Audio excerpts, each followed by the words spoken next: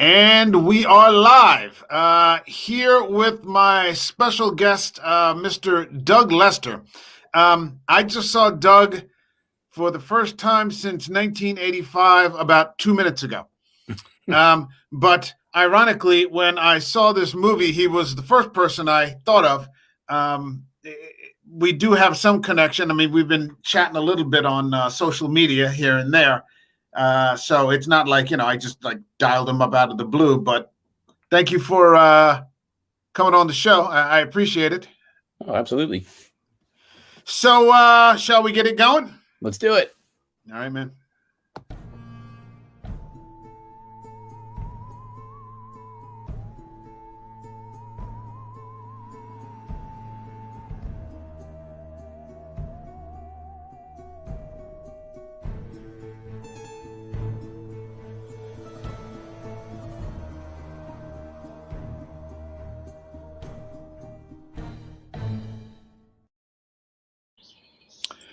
So I don't remember the exact year, but maybe about 10 years ago, there was a movie that was released called Taken. I don't know if you saw it.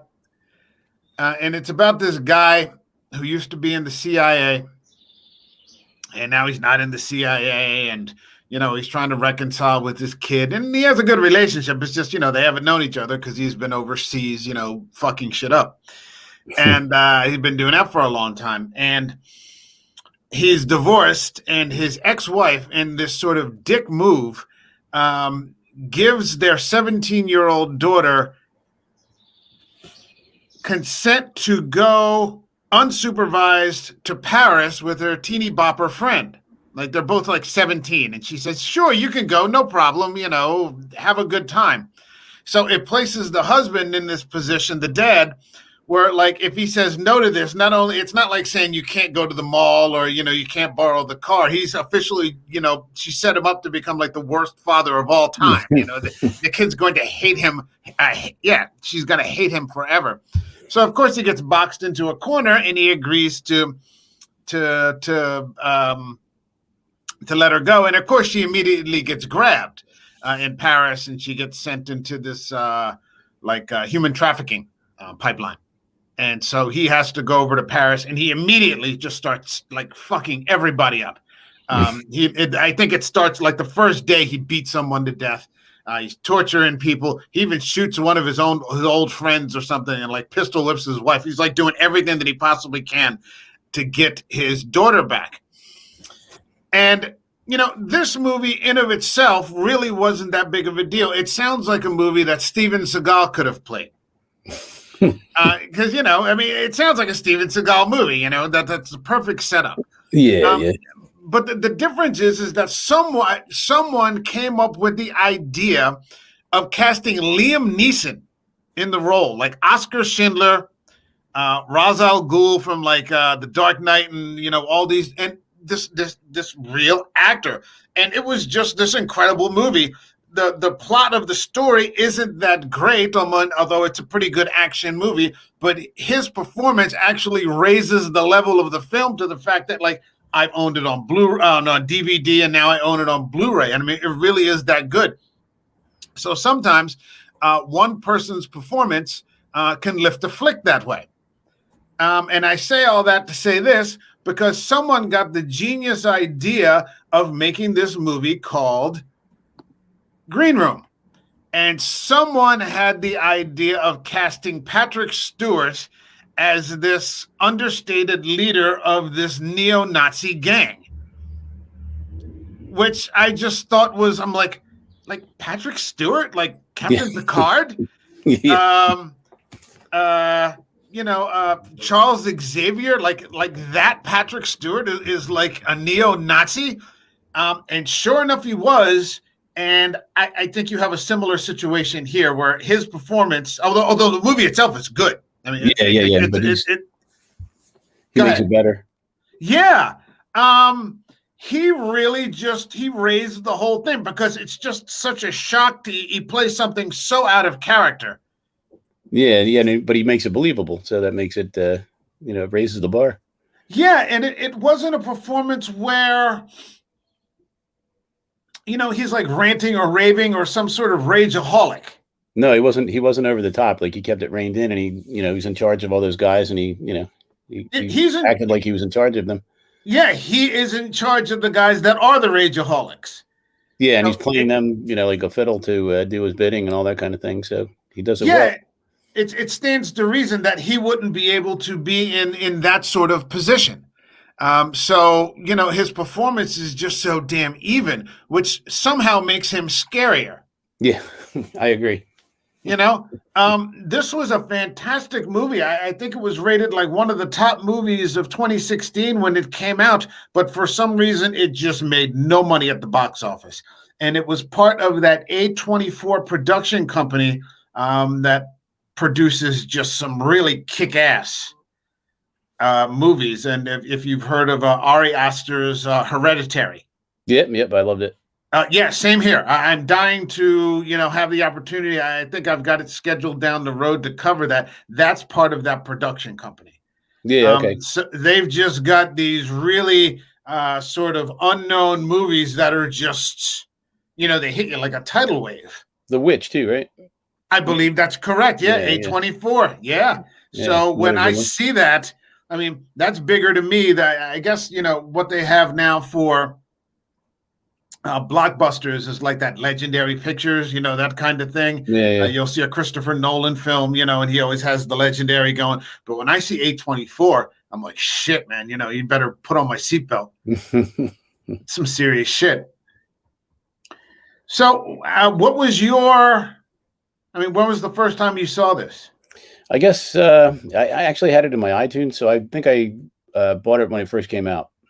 Oh, so really? Okay. I rewatched it again last night to be on par, on point with it and everything. But I think I saw it back in 2016, whenever it came out. Okay. See, in 2016, I wasn't even here, so there are so many movies. You're catching up. That I sort of missed out on. We did have, there is streaming service, overseas, but a lot of times the catalogs are completely different. So, like, you'll go to, if I'm in Japan, then Netflix in Japan is kick-ass because of the horror. The Japanese horror selection. Yeah. I've been watching a lot of that. Well, there's some on Netflix now too. Korean shows I've been watching a lot of, actually. But I keep hearing good things about the Korean shows, but I haven't caught anything yet. I think I saw that one series that they have, Kingdom. Yeah, with the zombies. Yeah. I only caught the first season, but I think there's a second and third already out now. Isn't there? Second, I think. I don't know about a third. I know a second for sure. Okay. Check. I know I'm up to date on it, whatever it is, I forget. But I'm also watching one called The Guest, which is really good. It's like a demon, kind of they're exorcists. The one guy's an exorcist, the other guy, like, it's all about demons and stuff, so it's pretty good. The Guest? Yeah. Huh, I'll have to check that out because I haven't had a reason to watch Netflix in a while. Actually, there was a reference tweet from that I got the other day from Adam Neville, and he wrote that story, The Ritual. Mm-hmm, yeah. The Netflix movie. He wrote the book. And he was talking about, the block sound? Harbor Block Sound or something like that. And it was just, it was amazing. That's another Korean one? No. This is an American flick. Hold on. I'm going to do something that I normally don't do. I'm just going to kind of look up here on the IBDM the Block Island Sound. And if you get a chance, check that out. That's a mighty movie. It's about 90 minutes long and just completely unpretentious. Is that the one where somebody's in the like the father's goes out in the bay or something? Yeah. I was sort of okay on that. I was sort of I didn't. I'll rewatch it. I'll think about it. I don't think I finished it. I also watch movies when I'm like late at night while I'm in bed. So yeah. I've had that, and then you wake up the next morning, you're like, was that good, or was I just tired, or I'm not really sure. I thought it was a pretty cool idea. I'll check it out again. Yeah, because I think The first like half hour or so, I bought into it, and then I think I started slipping, but I could have been going to sleep. I don't know. It's a little, yeah. Well, it's a little hard to figure out what's happening. Yeah. That was definitely it. It was like it's hard to get a grip on, like what's happening, and then it kind of doesn't reveal itself until the very end. So you kind of have to stick it out. Yeah, but don't tell me because I don't know. So yeah, there's no but I mean, I'm just FYI, there's no clarity until like the final 10 minutes. Okay, all right. So all right. It's one of those. But when the reveal does come, I'm like, holy shit. All right, I'll give it a shot again. So all right, let's talk a little Green Room. Yes, back to that. This movie starts out. I mean, I thought it had that sort of DIY, get in the van, kind of vibe to it. You've got these kids, these 4 kids that are, I don't know that they're trying to make it. It seems like, it is something from like the 80s. Yeah. Where they're trying to like avoid staying true to their art and all that. Yeah, that sort of thing. They're trying to avoid the big compromise and big business, and they're trying to avoid navigating the commerce side of things, and they just want to play. Yeah. So of course, they don't have 2 fucking nickels to rub together. Yeah, they're siphoning gas. Yeah, they're siphoning gas. They're waking up in the middle of cornfields. They're staying with people who, like a friend of a friend in a town that that they've never been to, and some guy's letting them stay in their place so he can get like an interview. That's like typical tour type stuff. Yeah. It's like I think I saw Henry Rollins one time. He was talking about the state of music, and he was saying the state music itself is going to be fine. It's just it's gone underground again. And he said he buys like all these bands from people like they only make CDRs. They're doing like national tours of basements. Yeah. They upload it to some sort of site, and that's the new album. So he's like, music itself is going to be fine. It's just you're going to have to know where to look for it, and that's what this kind of band is. Yeah, exactly. And then of course, because that's the level that they're kind of operating at, the one gig I think that they were promised falls through. Yeah. So they have no money. They have to go home. Yeah. Basically. Yeah. And then basically I think the guy tries to salvage it by telling them, well, I've got a gig for you, but it's at a neo-Nazi club. Yeah, it's at a neo-Nazi club. Which, I mean, you were deeper into that than I was. I got into, some of the punk rock, let's bars say, and clubs. Neo-Nazi stuff. Right. But I mean, it was kind of par for the course, to some degree, right? Right. Yeah. They're kind of all combined. It's like a Venn diagram. Eventually you're skinheads would be at shows and stuff. Yes. Yeah.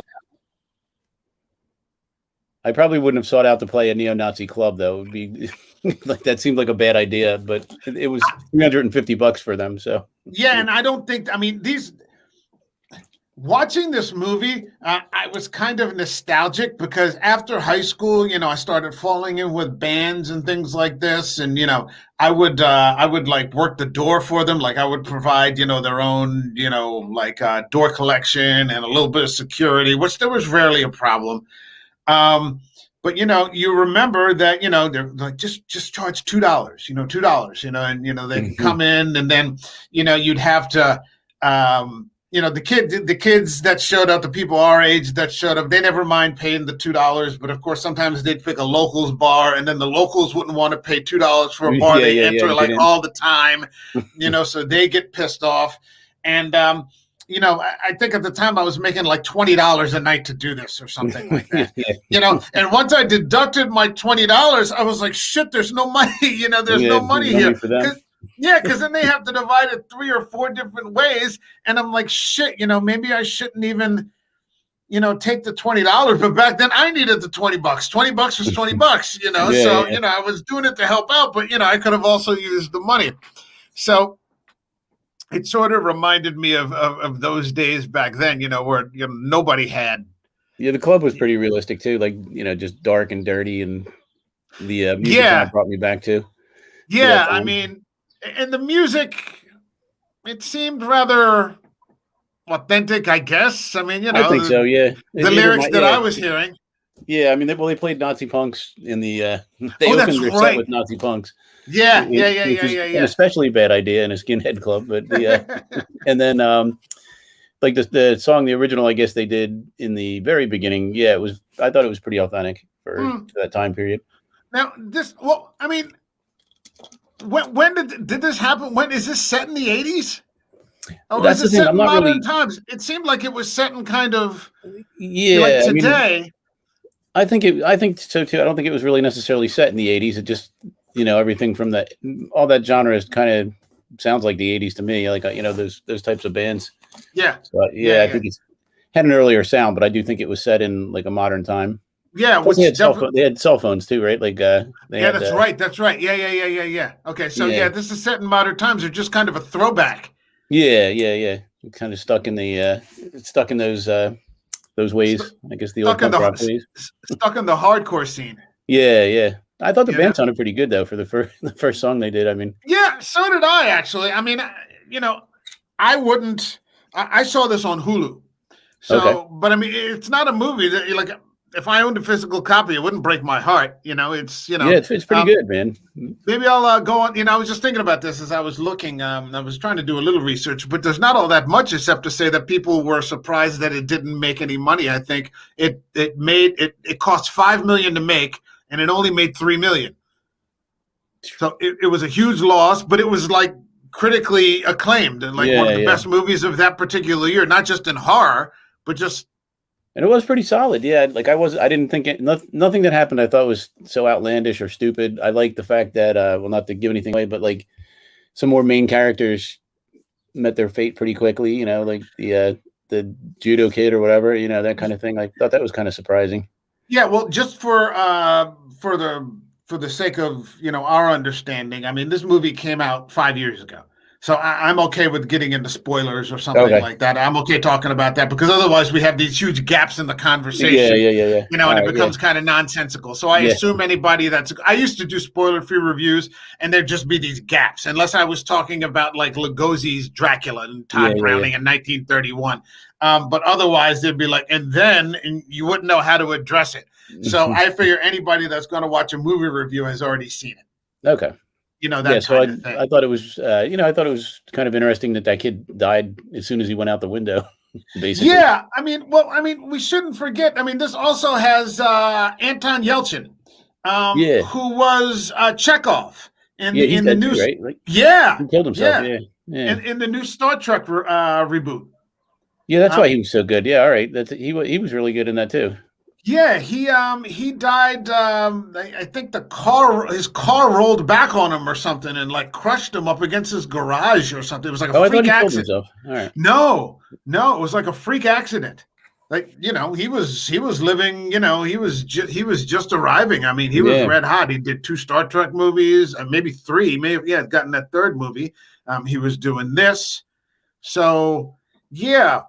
And that's a shame, rest in peace for Anton, because I enjoyed his acting. I thought he was really good in this too. Yeah. I enjoyed his performance. But what essentially, I mean, you can tell when they walk into that Nazi bar that the vibe is considerably more aggressive. Yeah, dark. That one guy in the very beginning, like stalks them across the stage. Yeah. And like spits. And he's so aggro, he looks like a werewolf. Yeah. And you can see that. The one that killed the girl, you mean? I think so. In the very beginning, when they play the first song, and the one I can't remember, it might have been Anton, is just looking at this guy like stalking him across the stage, and he's like, "What the fuck have we gotten into here?" Yeah.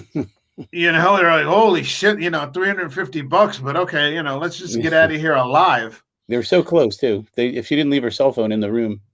Yeah, so I mean, that's what ends up happening. I mean, the one girl forgets that she's left her cell phone charging in the back room, and wrong place, wrong time. There's nothing supernatural about this, but I mean, it's one of those things that could, you could just. I mean, I suppose at any given moment, anyone could just walk into something bad. Sure, yeah, it's conceivable. That's, I guess, part of the horror is that it's conceivable. It could happen to you if you were in the wrong spot like that. Yeah, I thought suspension of disbelief was really, effective. I mean, this woman walks in to grab her phone, and she walks into the middle of a murder. Yeah. The Someone monsters are getting human. stabbed. Yeah, Yeah. which is much more scary. I mean, nowadays. Yeah. And immediately the entire tone of everything changes. It goes from, a sort of suggestive aggressiveness to, okay, you can't leave the room.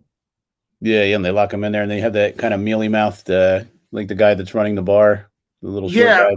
Yeah, well, they also had that huge guy who was like six Yeah, foot seven or the something big like giant that. guy. Yeah, Yeah, he's not letting them leave, and I think they all understood at that point that, that's they what were in I thought was interesting too. He wasn't like instantly nasty with them. He was just saying you can't leave. Like I just thought that was kind of curious too, because like he was committed to hurting them if he needed to, but he wasn't trying to necessarily. Like right Yeah, off. it was kind of a passive aggressive kind Yeah, of kind of thing, which again, I thought that was really successful in building the tension, yeah. because you can't leave, and then they start to call the boss, who of course is, they're calling Patrick Stewart, and he's in there. So, like all the troops are, starting to rally at the bar, or at least the people that he wants, to know about this. And what is it that he asks for initially? Oh, the gun. He wanted the gun to, I mean, like, to get them out of the room, he wanted the gun, or to facilitate moving things along. He wanted the gun because it was unregistered. And yeah, because a fight breaks out, doesn't it? They try to rush the guy. Yeah. So they rushed the guy, and the one kid was like into mixed martial arts Jiu-jitsu. or Yeah, whatever. he knew a little jiu-jitsu. Yeah, he got him like an arm bar or something, and it was holding the guy down, and they managed to get his gun.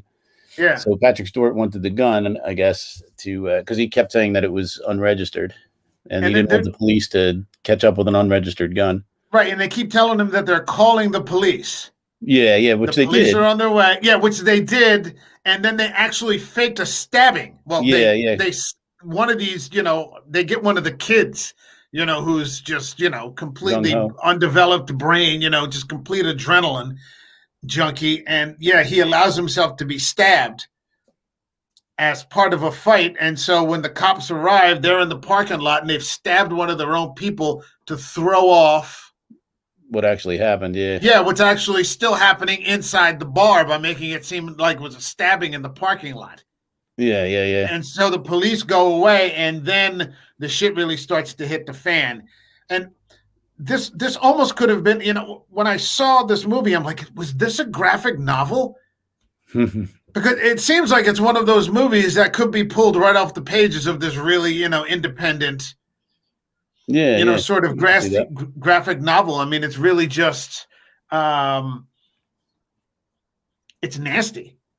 Yeah, it is. I mean, it's nasty. I mean, the blades just start flying. Oh, when they got, I guess it was Anton, right? That got his arm all chopped up because he went to hand the gun out, and they realized there were more people out there.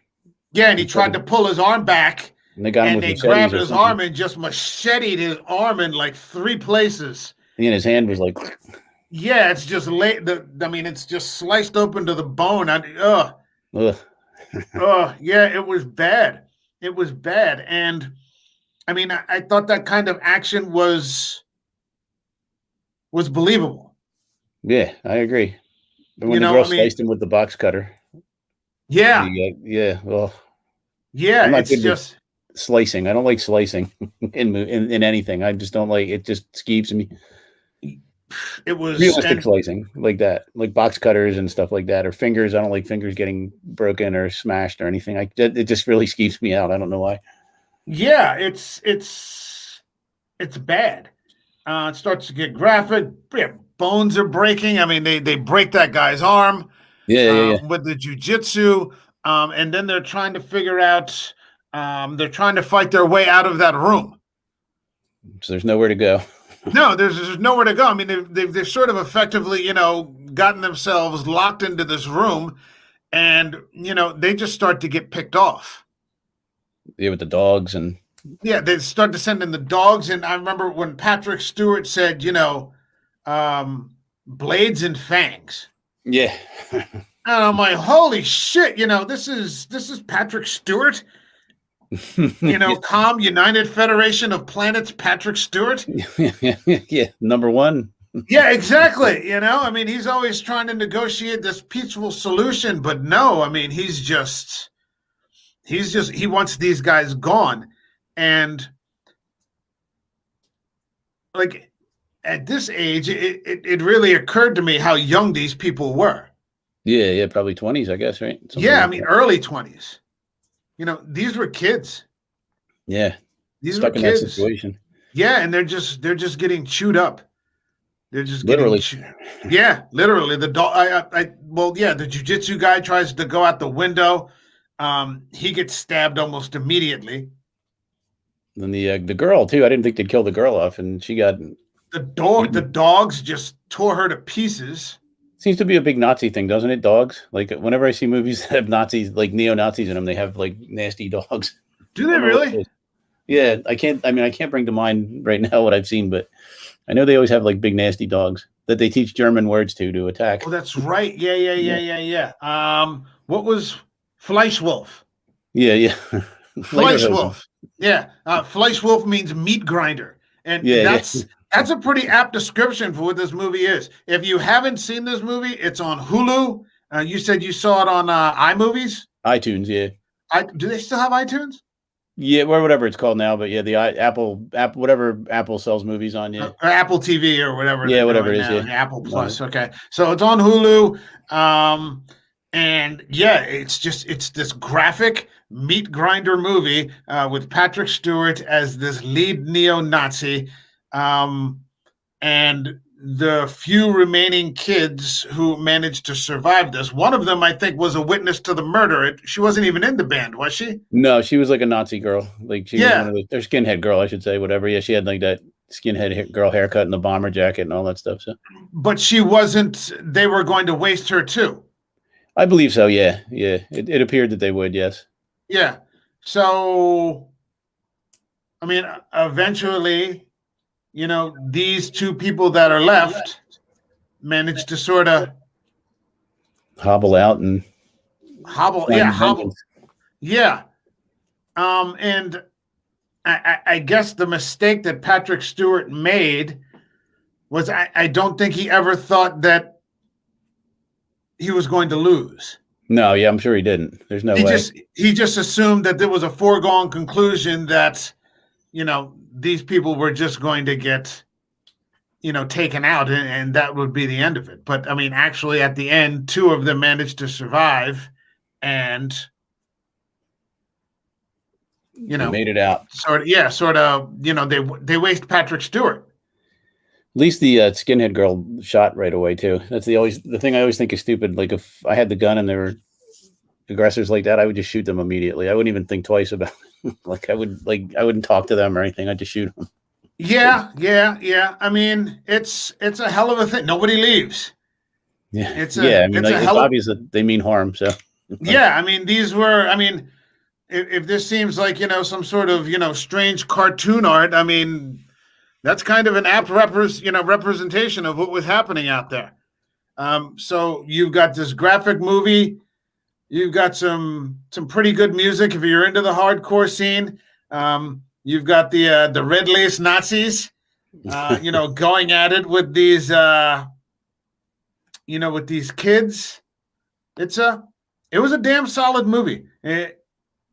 It was a surprise. I can't even remember how I had found this movie originally. It might have been, I might have seen it overseas somehow. Maybe it was on Netflix, like Indian Netflix or something like that. It was just weird. And I'm like, is that Patrick Stewart? Like, I didn't even know what the movie was about. Yeah, I didn't either. I forget where I saw it too. I think I saw it like on like one of the Facebook pages for like horror movies, new horror movies coming out or something. I forget, like Fangoria or whatever. Like something had it listed. I think that's how I found it. Because it is and it isn't a horror movie. Yeah, I don't really think I don't really view it as a horror movie. More of like a thriller-ish suspense. I don't know. Yeah, it's a horror movie in the way that like Seven would be a horror movie. right. Okay, yeah, like that. You know, in terms of its graphic, the graphic nature of things. You know, it literally that Fleischwolf. I mean, these kids are just four kids are just dropped into a meat grinder. Yeah, and it chews up 3 out of 4 of them. Yeah, it's pretty horrible, I guess. Yeah, it's pretty merciless. So it's more like horrible, not horror. Yeah, but sometimes that carries over. I mean, it's like slasher flicks. Yeah. They're not supernatural or anything. Like Michael Myers, he isn't really supernatural. I mean, we just did. I did a double show on with this guy Eric on both of Zombies interpretation. Okay, yeah. And they're not supernatural at all. It doesn't go to part 10. I mean, by the end of the second movie, everyone's dead. Laurie's dead. Myers is dead. The doctor's dead. The only person that survives is Brad Dourif, who's the sheriff. But it's still a horror movie. It's still a horror movie, yeah. If you're scared, it's horror. So yeah. So that works. Before I forget to tell you too, you should check out Uncle Peckerhead if you haven't. That's like another punk rock band horror movie. Uncle Peckerhead. Yeah, it's great. It's like sort of a comedy and a horror at the same time. Okay, so I've got The Guest on Netflix and Uncle Peckerhead. Yeah, it sounds stupid, but it's really good. Yeah, you're right. It does sound stupid, but it's not. Like I thought that too. Like I bought it anyway just for the heck of it, and then I watched it and I was like, this is actually really good. So okay, I'll give it a look. The one other one too. I can't remember the name of it. It's which is useless to you now, but I'll see if I'm going to see if I can find it. But go ahead. I don't mean to get in the way of things. I just want no. Well, there was just some great lines in here. I mean, that one line about having the one guy he realizes his dog is dying. His wish is that his dog dies with some meat in his teeth. Yeah, he's like, it would be a big favor, a personal favor, if he could die with some meat in his teeth. Yeah, and I'm just like, holy shit! Like, who are these people? I mean, yeah, it's a rough movie. It's a sleeper movie. I never hear anybody talking about it. I hope we're doing it justice. It is really good. Yeah, I mean, I watched it again. I remembered it, but I didn't remember all the details. So again, I watched it last night, and I was very happy. Yeah, it was good. Yeah. And if at some point it leaves the streaming channels, I'm sure I'll try to find a cheap copy on Amazon, or maybe it's laying around Books A Million. One of those bookstores that sells used DVDs and Blu-rays. I wouldn't mind owning a copy. Yeah, no, it's definitely good. Wouldn't bother me in the least. Worth having. So, we've been going at it for about a little over half an hour. Is there anything else you want to add? I mean, talk about the movie, or? No, we covered it pretty well, man. It was really, definitely worth watching. Yeah, if you get a chance, definitely kicks it up a notch. He's absolutely. Really and again, that's what kind of elevates the movie, his performance. Yeah, it takes it over the top. It would be good anyway, like you said, but with him, it's just perfect. He's really he's amazing in the role. Yeah, because I mean, some lesser actor would have been, a rageaholic. Yeah, like over the top. Yeah, they would have. Yeah, got like a seething anger. He's controlled, but you can tell, he's powerful. Yeah. And they all listen to him. So. Well, thank you.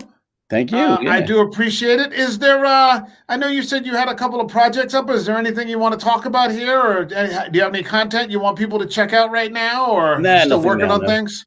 Okay. Still, everything's in a working phase, so nothing to advertise now. Fair enough. Just have me back after you watch Uncle Peckerhead. Okay. All right. We'll have to talk about that then. Yeah, I'm telling you, it's good, man. Okay. You don't believe me, but it is. No. I'll give it a look. It's not a problem. Okay. All right. Well, thanks so much to Doug here, who was cool enough to join me after many decades. But we came together around this very cool movie. And awesome. If you get a chance, check it out. And hey, man, thanks again. Absolutely. Thanks, Michael. All right, brother. Peace. All right, dude. See you.